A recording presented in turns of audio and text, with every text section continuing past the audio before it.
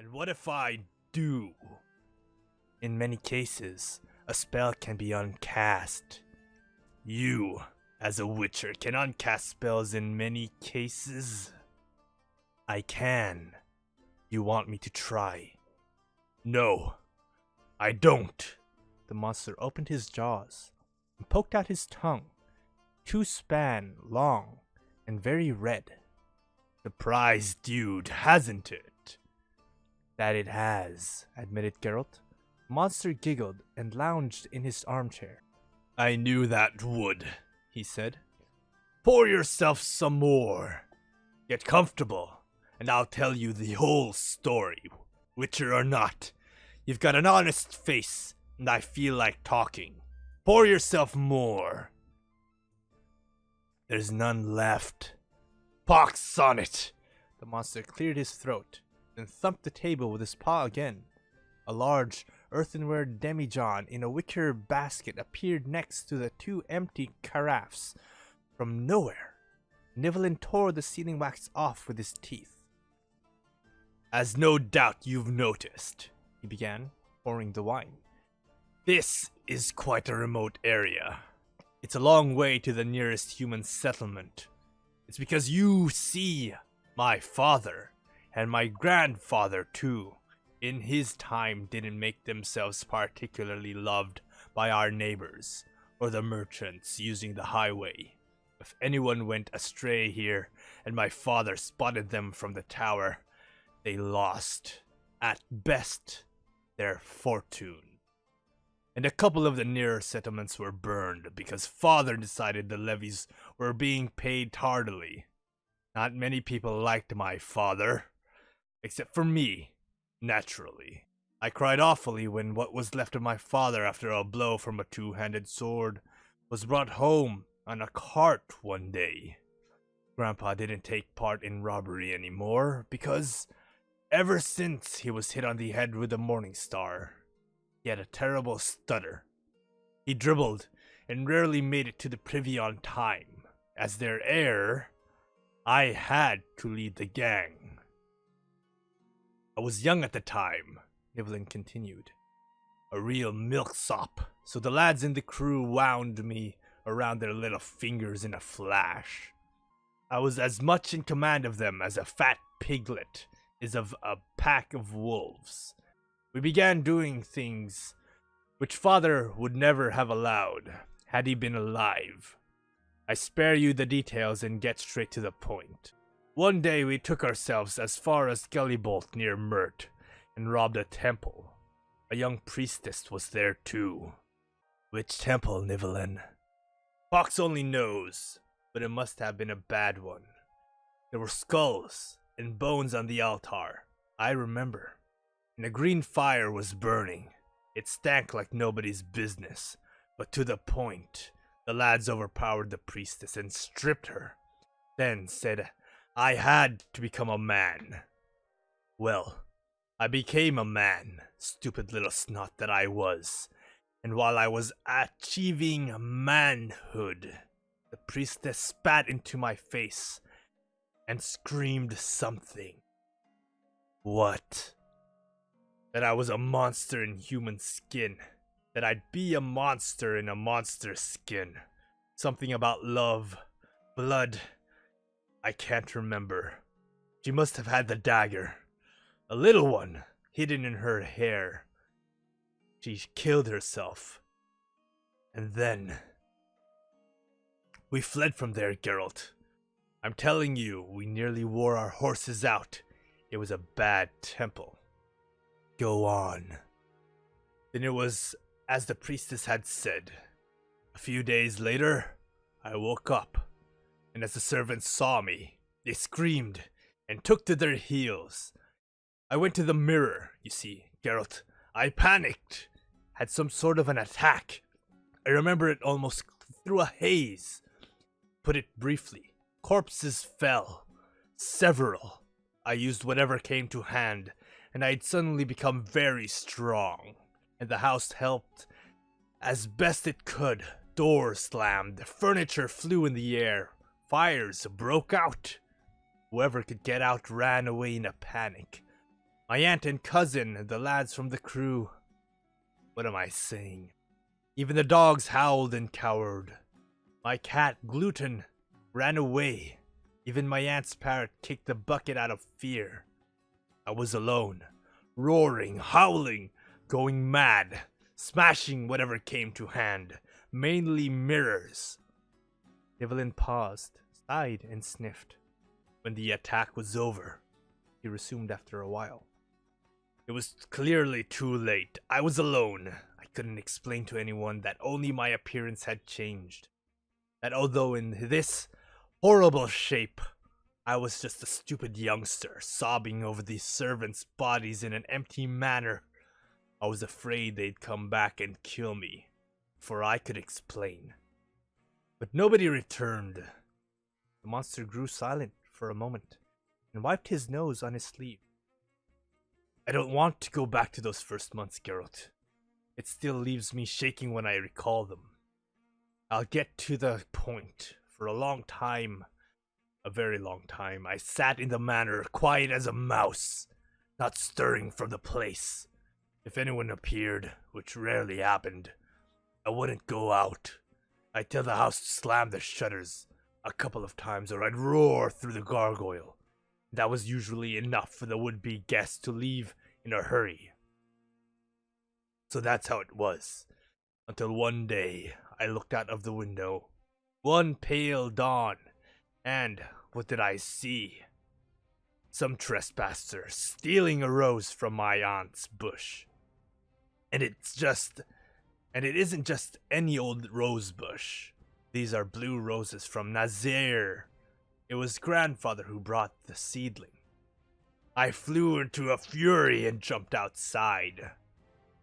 The fat trespasser, when he got his voice back, he'd lost it when he saw me. Squealed that he only wanted a few flowers for his daughter. That I should spare him, spare his life and his health. And I was just ready to kick him out of the main gate when I remembered something. Stories Lenka, my nanny, the old bag, used to tell me. Pox on it, I thought. If pretty girls turned frogs into princes, or the other way around, then maybe there's a grain of truth in these stories. A chance. I leapt 4 yards, roared so loud, wild vines tumbled from the wall. And I yelled, "Your daughter or your life." Nothing better came to mind. The merchant, for he was a merchant, began to weep, then confessed that his daughter was only 8. Are you laughing? No. I didn't know whether to laugh or cry over my shitty fate. I felt sorry for the old trader. I couldn't watch him shake like that. I invited him inside, made him welcome. When he was leaving, I poured gold and precious stones into his bag. There was still a fair fortune in the cellar from Father's Day. I hadn't quite known what to do with it, so I could allow myself this gesture. The merchant beamed and thanked me so profusely that he slobbered all over himself. He must have boasted about his adventure somewhere, because not 2 weeks had gone by when another merchant appeared. He had a pretty large bag ready with him, and a daughter, also pretty large. Evelyn extended his legs under the table, stretched until the armchair creaked. I came to an understanding with the merchant in no time, he continued. He'd leave her with me for a year. I had to help him load the sack onto his mule. He wouldn't have managed by himself. And the girl? She had fits at the sight of me for a while. She really thought I'd eat her. But after a month, we were eating at the same table, chatting and going for long walks. She was kind and remarkably smart, and I'd get tongue-tied when I talked to her. You see, Geralt, I was always shy with girls, always made a laughing-stock of myself. Even with wenches from the cowshed with dung up to their knees, the lads from the crew turned over this way and that at will. Even they made fun of me, to say nothing of having a ma like this. I couldn't even make myself say anything about why I had paid so dearly for a year of her life. The year dragged like the stench following marauding troops until, at last, the merchant arrived and took her away. I locked myself in the house, resigned, and didn't react for several months to any of the guests who turned up with daughters. But after a year spent with company, I realized how hard it was to live without anyone to talk to. The monster made a noise which was supposed to be a sigh, but came out more like a hiccup. The next one, he said after a while, was called Fen. She was small, bright, and chirpy, a real Goldcrest. She wasn't frightened of me at all. Once on the anniversary of my first haircut, my coming of age, we both drank too much mead and straight after I jumped out of bed and ran to the mirror. I must admit, I was disappointed and despondent. The trap was the same as it ever was, if with a slightly more stupid expression. And they say the wisdom of ages is to be found in fairy tales. It's not worth a shit wisdom like that, Geralt. Well, Ben quickly tried to make me forget my worries. She was a jolly girl, I'll tell you. Do you know what she thought up? We'd both frightened unwanted guests.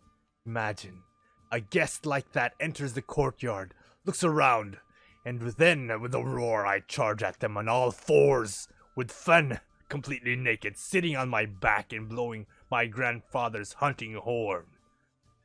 Nivellen shook with laughter, the white of his fangs flashing. Fen, he continued, stayed with me for a year, then returned to her family with a huge dowry. Was preparing to marry a tavern owner and widower. Carry on, Nivellen. This is interesting. You think so? Said the monster, scratching himself between the ears, the rasping sound. Alright, the next one, Primula, was the daughter of an impoverished knight. The knight, when he got here, had a skinny horse, a rusty cuirass, and incredible depth. He was as hideous as a cow dung, I tell you, Geralt, and spread a similar smell. Primula, I'd wager my right hand was conceived while he was at war, as she was quite pretty. I didn't frighten her either, which isn't surprising, really. As compared to her parent, I might have appeared quite comely. She had, as it turned out, quite a temperament, and I, having gained some self-confidence, seized the moment by the horns. After 2 weeks, Primula and I already had a very close relationship. She liked to pull me by the ears and shout, "Bite me to death, you animal, and tear me apart, you beast," and other equally idiotic things. I ran to the mirror in the breaks. Just imagine, Geralt. I looked at myself with growing anxiety. Less and less did I long to return to my former shape. You see, Geralt, I used to be a weakling, and now I'd become a strapping fellow. I'd keep getting ill. I'd cough, my nose would run, but now I don't catch anything. And my teeth? You wouldn't believe how rotten my teeth had been. And now, I can bite through the leg of a chair. You want me to bite a chair leg? No, I don't. Maybe that's good. The monster opened his mouth wide. My showing off used to amuse the girls, and there aren't many whole chairs left in the house. Nivellen yawned, his enormous tongue rolling up into a tube. This talking has made me tired, Geralt. Briefly, there were two after Primula, Ilka and Venimera. Everything happened in the same way. The point of boredom. First a mixture of fear and reserve, then a thread of sympathy. They reinforced by small but precious gifts. Then bite me, eat me up. Daddy's return, a tender farewell, and an increasingly discernible depletion of the treasury. I decided to take longer breaks to be alone. Of course, I'd long ago stopped believing that a virgin's kiss would transform the way I looked, and I'd come to terms with it. And what's more, I'd come to the conclusion that things were fine as they were, and that there wasn't any need for changes. Really? No changes, Nivelin. It's true. I have a horse's health, which came with the way I look, for one. Secondly, my being different works on girls like an aphrodisiac. Don't laugh. I'm certain that as a human, I'd have to give a mighty good chance to get at a girl like, for example, Venimera, who was an extremely beautiful maid. I don't suppose she'd have glanced twice at the fellow in the portrait. And thirdly, safety. Father had enemies, and a couple of them had survived. People whom the crew under my pitiful leadership had sent to their graves had relatives. There's gold in the cellar. If it wasn't for the fear inspired by me, somebody would come and get it. If only peasants with pitchforks. You seem quite sure, Geralt remarked, playing with an empty chalice, that you haven't offended anyone in your present shape. No father, no daughter, no relative or daughter's betrothed. Leave off, Geralt. Evelyn was indignant. What are you talking about? The fathers couldn't contain themselves for joy. I told you, I was incredibly generous. And the daughters? You didn't see them when they got here in their dresses of sackcloth, their little hands raw from washing, their shoulders stooped from carrying buckets. Even after 2 weeks with me, Primula still had marks on her back and thighs from the strap her knightly father had beaten her with. They walked around like princesses here, carried nothing but a fan, and didn't even know where the kitchen was. I dressed them up and covered them with trinkets. At the click of a finger, I'd conjure up hot water in the tin bath Father had plundered for my mother at Asengard. Can you imagine? A tin bath? There's hardly a regent. What am I saying? Hardly a lord who's got a tin bath at home. This was a house from a fairy tale for them, Geralt. And as far as bed is concerned, well, pox on it! Virtue is rarer today than a rock dragon. I didn't force any of them, Geralt. But you suspected someone had paid me to kill you. Who would have? Scoundrel who wanted the contents of my cellar, but didn't have any more daughters? Evelyn said emphatically. Human greed knows no limits. And nobody else. Nobody else. They both remained silent, gazing at the nervous flicker of the candle flames. Nivelin, said the Witcher suddenly, are you alone now?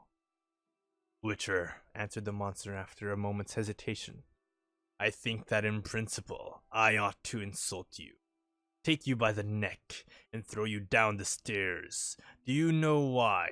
Because you treat me like a dimwit. I noticed how you've been cocking your ears and glancing at the door. You know perfectly well that I don't live alone. Am I right? You are. I'm sorry.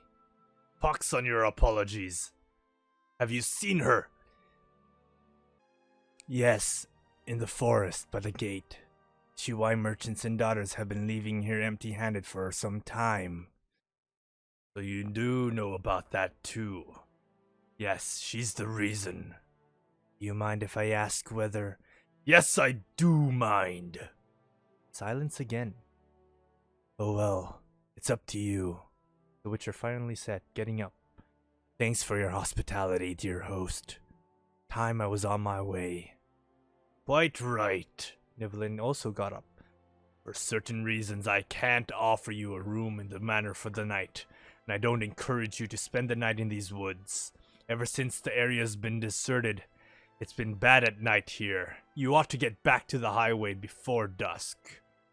I'll bear that in mind, Nivelin. Are you sure you don't need any help? The monster looked at him askance.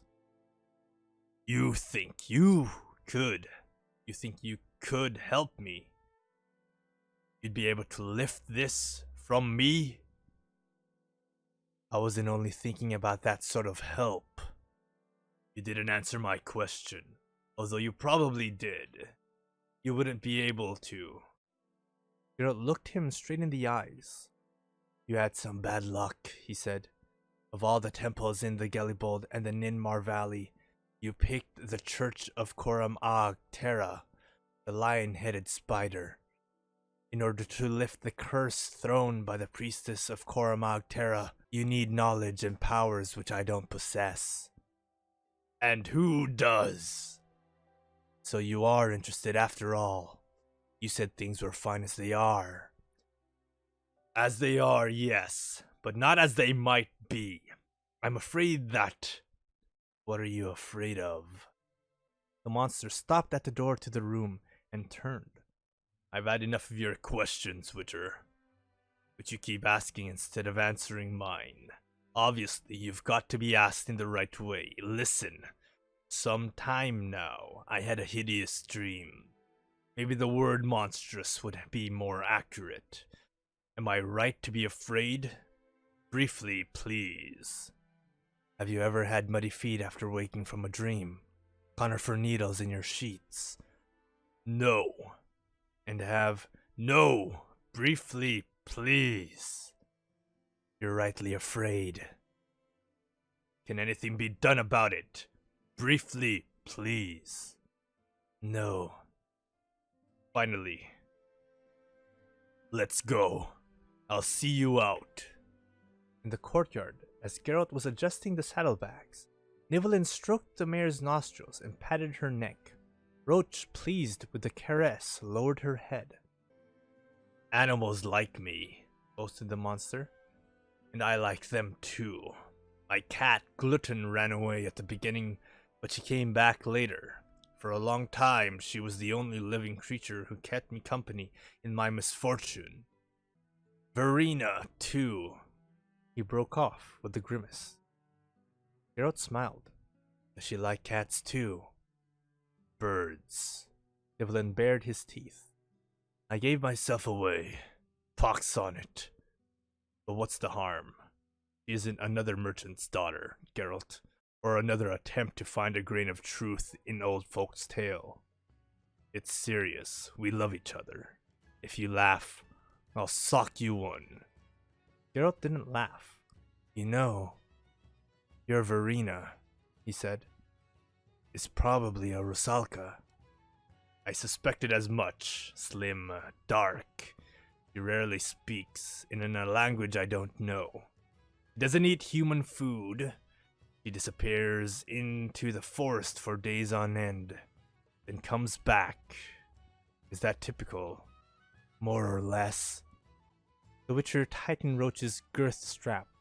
No doubt you think she wouldn't return if you were to become a human? I'm sure of it. You know how frightened Rusalkas are of people. Hardly anybody's seen a Rusalka from up close, but Verena and I... Pox on it! Take care, Geralt. Take care, Nivellen. The Witcher prodded the mare in the side with his heel and made toward the gate. The monster shuffled along at his side. Geralt. Yes. I'm not as stupid as you think. You came here following the tracks of one of the merchants who'd been here lately. Has something happened to one of them? Yes. The last was here 3 days ago, with his daughter. Not one of the prettiest, by the way. I commanded the house to close all its doors and shutters and give no sign of life. They wandered around the courtyard and left. The girl picked a rose from my aunt's rosebush and pinned it to her dress. Look for them somewhere else. But be careful. This is a horrible area. I told you that the forest isn't the safest of places at night. Ugly things are heard and unseen. Thanks, Nivellen. I'll remember about you. Who knows? Maybe I'll find someone who... Maybe yes. And maybe no. It's my problem, Geralt. My life and my punishment. I've learned to put up with it. I've got used to it. If it gets worse, I'll get used to that too. And if it gets far worse, don't look for anybody. Come here yourself and put an end to it. As a Witcher, take care, Geralt. Nivellen turned and marched briskly toward the manor. He didn't look around again.